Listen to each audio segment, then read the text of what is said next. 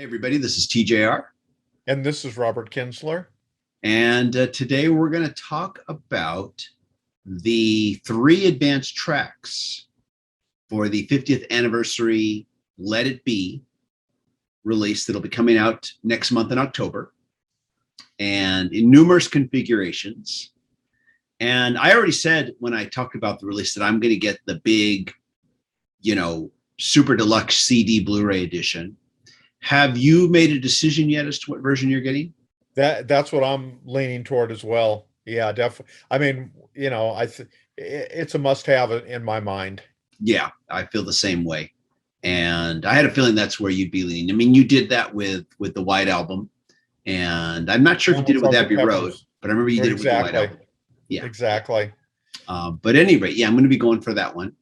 And so the other week, when all the details were announced, it was also simultaneously announced, or I should say, simultaneously, three advanced tracks were released. And so those three advanced tracks were Don't Let Me Down, First Rooftop Performance, which is, I'm guessing, an alternate version than the one actually used on the album Let It Be. And then we also got For You Blue, the 1969 Glenn Johns mix, which we'll talk about a little bit more about the background on that in case there are people watching who aren't familiar with what that's about, the Glenn Johns mix. And then, of course, we got Let It Be, the studio track, the 2021 remix. And so we're going to talk about all three of these advanced tracks. We don't know if we're going to hear any more advanced tracks leading up to the release in October, but we've got these three right now that can be listened to on YouTube and other streaming services. I listen to them on Tidal. And so let's start with Don't Let Me Down, the first rooftop performance. And I'll be honest, I don't think I have anything really monumental to say about it. I enjoyed it. It's a different version. It's one I haven't heard before. Sounded pretty good, but I can see why they went with the version that they went with as far as what you saw in the movie Let It Be, and for what they used, to create the studio version, since they used the live tracks to create the studio versions for the album.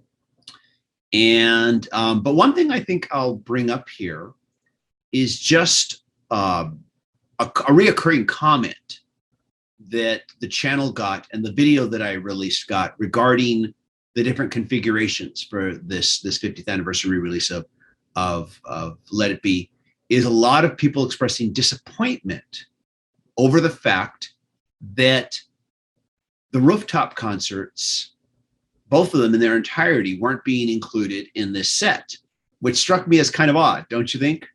Well, yeah, because and I think we've talked about it. Peter Jackson's documentary, The Beatles Get Back, is going to be released in a month November. after this collection. Yeah. So, like we discussed, after they get their bang out of people, watching it on Disney Plus, or if it's in the theaters or whatnot, Yeah. after that, then I'm sure they're going to announce a very deluxe box set, coming to a retail outlet near you or online where you can pick that up. And I think that that's a no-brainer given all these special editions that we've been seeing come out. Oh, yeah. It was announced a while back that we would be getting a remastering of the original film, Let It Be, which has not been available commercially for the longest time. Right. And you and I had to watch a bootleg DVD of it when we talked about the movie a while back. Right. And but yeah, we are getting a remastered version of that. So it's a no-brainer that we're going to see a release on Blu-ray of the entire Peter Jackson 3-part series Get Back. We'll get the original Let It Be film. And it's a no-brainer that we would see a soundtrack release too, as well, which would include, of course, the rooftop concerts in their entirety. And so that's just kind of obvious that we're going to get that. So that'll come after we get the release in November of the actual series.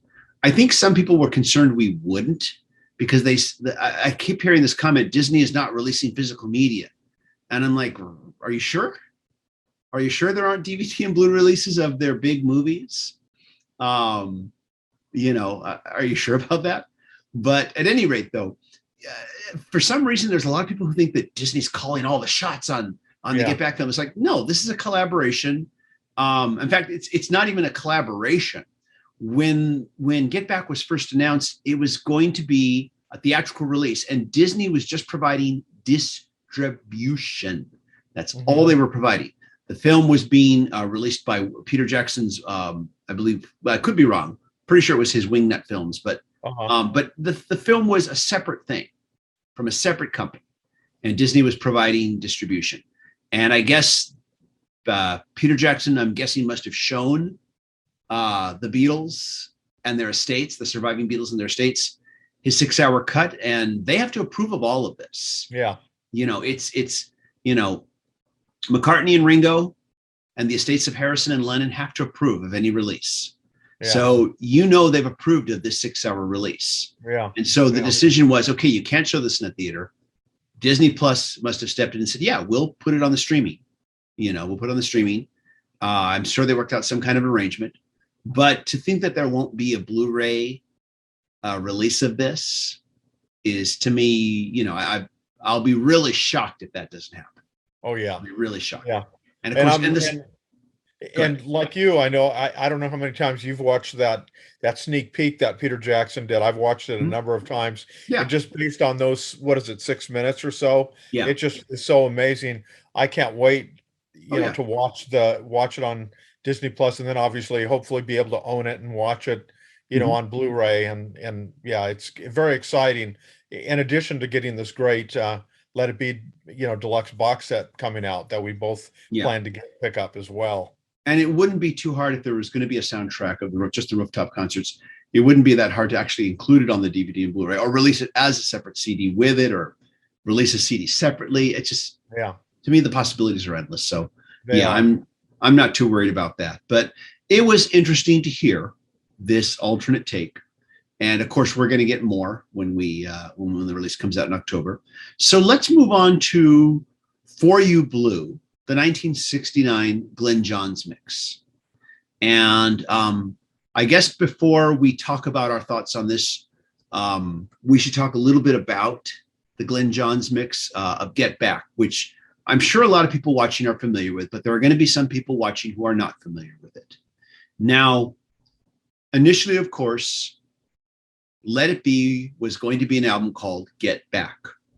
And it was going to be the Beatles getting back to their roots, playing the album live like they did when they first recorded. And that's why they recreated the Please Please Me album cover, which ended up, it was going to be on the album Get Back, the original planned album, but it ended up being on the Blue album, the Greatest Hits collections, the Red and Blue Greatest Hits collections. It ended up being on the Blue one. And they used Please Please Me for the red one. And that's why they recreated that album cover.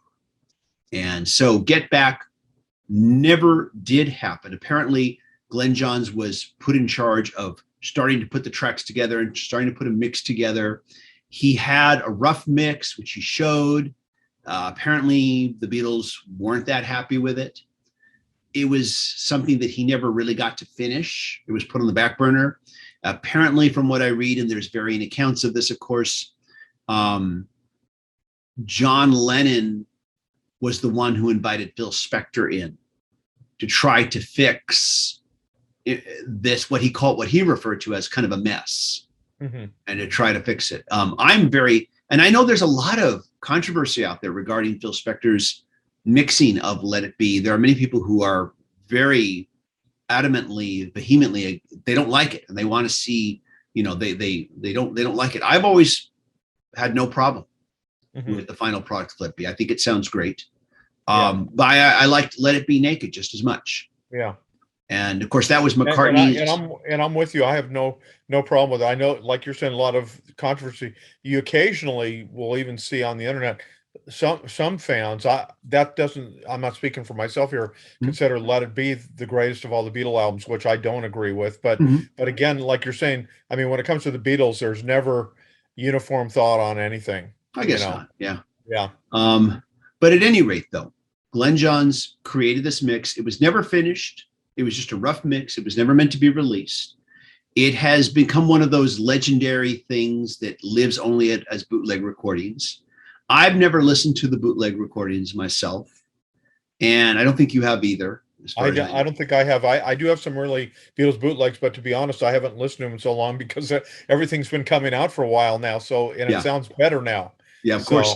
So, But I know that fans are excited to fans of who have heard the bootleg are interested in hearing it in high quality remastered audio. And at any rate, though, so and that's going to be one of the discs in the big super deluxe CD Blu-ray set is you're going to get the entire Get Back album, the Glenn Johns mix. And I'm looking forward to hearing it too. It just should be I am really too. interesting, at the very least, interesting. What did you think of Don't Let Me Down? Not Don't Let Yeah, Me Down, For You Blue, the Glenn Johns yeah. mix. What did you I think of it? I really I thought it was great. Again, some of my comments maybe when we talked about All Things Was Past, but I Mhm. just noticed how crystalline the guitar playing was. That it wasn't too forceful, but I mean, it seemed like you could just hear everything so well, and there was a sweetness in George's voice. I just liked the sound of it. I thought I'm very excited to Mhm. you know buy that mix. You Yeah, know, I enjoyed it too. It was different from the more produced version. Of course, once again, exactly. Get Back. Apparently, the Glenn Johns mix.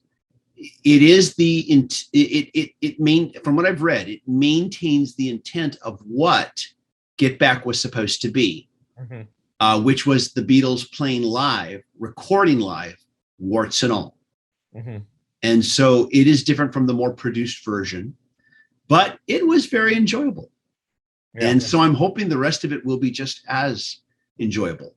And of yeah. course, there is some chatter as well, just like Let It Be Yeah. used various aspects of some of Yeah, I the think so. recorded Yeah, chatter. early you hear somebody saying, "Hey, like be quiet" or something, or like, "Hey, Yeah. it's kind of fun." Like we've talked about before, we love like being a fly on the wall in the studio with the Beatles. Yeah. That's a lot of fun. Oh, yeah. And that's one of the things I've enjoyed about listening to the session tracks on all of these super deluxe Yeah, releases is just hearing them talking to each other yeah, while they're working on stuff in between yeah. songs and stuff like that. There's just a It lot of it brings an additional sense of because the intimacy. Beatles are so mythical, but it brings forth kind of their humanity a little bit, their sense of humor, how they Yeah. work in the. I mean, all the things that I'm sure we both feel, and those things are great that those are being shared with us officially.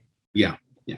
And so, but anyways, yeah, I enjoyed it. It was very enjoyable. It was different from the version I'm used to. I still really enjoyed it. It's a good song, a fun Hmm. song, and so Yeah, yeah, I'm certainly my appetite to hear the entire Glenn Johns mix of Get Back, not Let It Be, Get yeah, Back, has certainly been wetted for yeah, as far as that's concerned. yeah, So, definitely. unless you want to say anything else about that, Yeah, why don't we yeah, talk about Let It Be? yeah. The 20, and this is the new mix, new remix, and 2021 this of all the remix. tracks, I think I was the most excited about. I just loved it. I just think it just sounds fantastic, and Mhm. I never, that's a great George Harrison guitar solo, but I don't think I've ever heard it like this. I mean, it just really jumped out at me how spellbinding that is. But it's just a great mix, and I'm just very excited and I assume this is a work of Giles Martin here, and I can't wait to hear more. Yes, yes, it is. And I did A to B comparisons. I sat there and Mhm. made a playlist where I took the original 2000 the 2009 remaster and this new 2021 mix and A B'd them back and forth numerous times. Um, I would say that for this track, there are differences, but they're subtle. Mhm. The first thing I noticed was the opening piano that comes in by itself. By comparison to the 2009 remaster, the 2009 remaster feels kind of boxed in. The Okay. sound of it, that opening piano, it feels very boxed in. Whereas in this new remix, it feels very open, much more airy. It feels, like you're in the middle of the room and you can feel it more enveloping. So it definitely has more presence. I would say also the opening vocals do. Um, the one thing, though, that I might say if I was going to be critical is that there is a build-up in the 2009 remaster where I said the piano feels smaller. The voice feels smaller. It does feel like it's boxed in by comparison, whereas here it's more opened up. But in the 2009 remaster, when you finally get to the organ coming in, where da da da da, Yeah. and it really builds where it becomes bigger sounding, and then the whole band joins in. The only real thing critically, I might say, is I've got to figure it's got to be a lot harder when you open it up, where you have the opening feeling much more spacious, that by the time that organ comes in, you don't have as much to build up to. I see. Okay. And I did hear some of that, which is not to say it didn't sound good, but you don't have as much to build up to, would be the only criticism I would say about it. Still, though, the organ, everything else did sound fuller, did sound bigger. The differences, I will say again, were more subtle than, say, some of the other remixes I've heard. But bear in mind, this is one track. Yeah. Initially for Abbey Road, they released Come Together first. Come Together, I remember feeling the same way. There were subtle differences. It felt a little bit more open. Mm-hmm. And this was hearing it on streaming. My impressions changed when I actually heard the CD, with better audio quality. Yeah. But then when I heard the streaming of Here Comes the Sun, not Here Comes the Sun, I'm sorry, Something, there were differences that were much more pronounced than on, say, Come Together, much more pronounced. So once again, I think each song clearly has to be approached individually. And in some cases, you might bring out more details than, say, on others. Yeah. And I would very much compare my experience with this advanced track with my experience when I first heard the advance of Come Together. The differences were there, but they were more subtle. But then when I heard the remix for Something, it was like, whoa, okay, this is a lot more. This. You're hearing a lot more differences here. So it just depends on the track, and it's not like they put everything, like they set up a few presets on the computer and then say, okay, apply that to everything. No, every single track has to be really carefully evaluated and thought about. Because Giles Martin has said, you maybe put a little more reverb on Ringo's cymbal because you want that to come out more, and it takes away from something else. Yeah. So you've got to be real careful how you balance all of this. Oh, yeah. And that's the real trick. That's the difference between, and that's one of the real tricks with remixing versus remastering. Right. And, but that's a whole nother topic. But I would say definitely heard some differences, but they were subtle. You may not notice them if you just listen to it by itself, but you will notice it when you play them back to back. Yeah. And I didn't do that, and I need to do that. Okay. So I'll probably do that when when we talk about the collection after we both had a chance to hear it. I'm looking forward to hopefully, getting that upon its release, and I think it's October 15th. Yeah, same here. I'll have to double check today. I think you're right, but I think it was the 15th or 16th.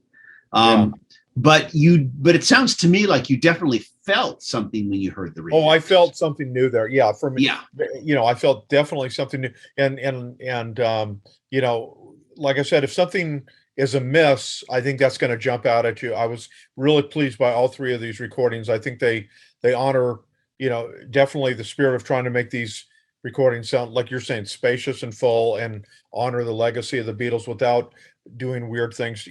Very excited by it. Yeah, without doing weird things. Yeah, exactly. Yeah, this is like the holy grail of music here. We don't want to tamper with it too much. And Giles Martin has said that, when he's, insofar as remixing Let It Be, he's using Phil Spector's mix as the template. He's not varying from that. And in each one of his remixes, he's had this juggling act where he wants to give you a new listening experience, but he also doesn't want to destroy your experience with the original mix. I think the most radical was Sgt. Pepper, because with Sgt. Pepper, you've got the mono mix and you've got the stereo mix, and they each had their unique differences. Right. And he said he mostly relied on the mono mix because that was the version that the Beatles themselves were involved with and signed off on. And when it came time to do it in stereo, when Giles Martin said to them, "Hey, okay, now we got to do the stereo mix," they were like, "Okay, well, you handle that," you know. Yeah. But he did, to a certain extent, take some of the unique elements that from the stereo mix that were unique to the stereo mix and added them to the mono mix, creating a new stereo version that can only be done with today's technology. Yeah. So he was probably the most radical with that. But even then, if you knew the mono version and if you knew the stereo version, you were getting the best of both worlds. Yeah. You know, but with the White Album and Abbey Road, he's trying to give us a new listening experience, but not trying to disrupt the original mix, which has got to be a really hard balancing act. Yeah, it does. He's trying to do. I can't even imagine the number of hours energy that was spent on this. And then, you know, it must be formidable because but obviously he's more than up to the task. Yeah, apparently so. Anyways, though, so that's about it. I just thought so. Those are our thoughts on these 3 advanced tracks, and let us know what you think of them. You know, let us know your thoughts. They've been out now for about, I guess, a week or so now, and I'm glad that we took a little time, didn't just immediately jump on the internet and start talking about them the night of. You know, we've lived with them for a little bit, and so we'll see what everybody thinks. Anyways, though, everybody, thank you for watching. Leave a comment. Let us know your thoughts on these 3 advanced tracks. And here's hoping, I don't know, maybe we'll get a few more before release date. Who knows? Yeah. Who knows? Yeah, there we go. But as always, if you like what we do here, be sure to click like, click subscribe, and smash that bell notification icon. And if you'd like to be a patron supporter, go to patreon.com/TJR the original. And if you can't be a patron supporter, please just click like and leave a comment and share these videos on your social media. Anyways, okay. Well, Robert, good talking to you. You too, TJ. Good talking to you. Yeah. And so looking forward to October. Well, looking forward to October, looking forward to November. I'm sure we'll talk about that too. And we'll look forward to talking with all the rest of you. Y'all take care. I hope you all stay safe and healthy. See you later, everybody. Bye.